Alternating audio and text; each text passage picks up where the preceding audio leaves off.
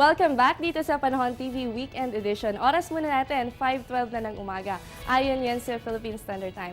Sa puntong ito, ilang mahalagang announcement muna tayo. Sarado po ang ilang kalsada ngayong Sabado, April 26, 2014. Yan ay para magbigay daan sa Iglesia ni Cristo Evangelical Mission o tanging pagtitipon na gaganapin sa SM Mall of Asia. Hindi muna madadaanan ang east and westbound Seaside Boulevard Corner Macapagal Avenue.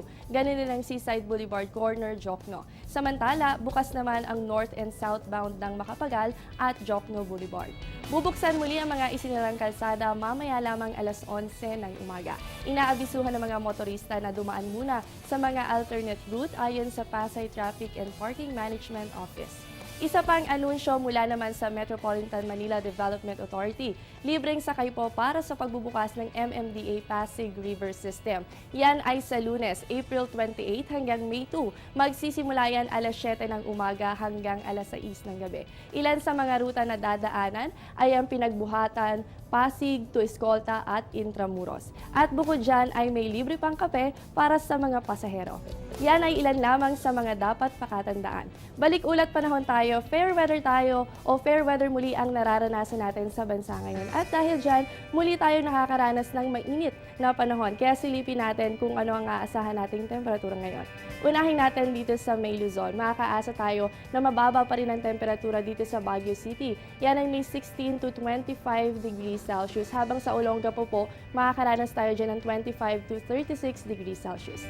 Dumako naman tayo sa Visayas. Sa Iloilo at Bacolod City, meron tayong 24 to 33 degrees Celsius. Habang maaasahan naman natin dito sa Tacloban ng 25 to 32 degrees Celsius. Asahan din po natin dyan yung mga isolated rain showers or thunderstorms, lalo na yan pagsapit ng hapon o gabi. And lastly, para naman po sa Mindanao, sa Cagayan de Oro makakaasa po tayo dyan sa 24 to 32 degrees Celsius at sa Metro Davao, meron po tayong 26 to 34 degrees Celsius. At yan ang ating temperature forecast ngayong Sabado. Samantala, alamin natin ang kondisyon ng panahon sa mga piling lungsod sa bansa. Sa Cabanatuan, makakaasa tayo sa 26 to 37 degrees Celsius habang sa Calapan, meron tayong 24 to 32 degrees Celsius. At para naman sa Surigao, meron tayong 24 to 33 degrees Celsius habang sa General Santos City ay makakaasa tayo sa 23 to 34 degrees Celsius. Asahan din po dyan yung mga isolated rain showers or thunderstorms, lalo na po yan pagsapit yan ng hapon o gabi. At yan ang mga inaasahang lagay ng panahon sa mga piling lungsod sa bansa.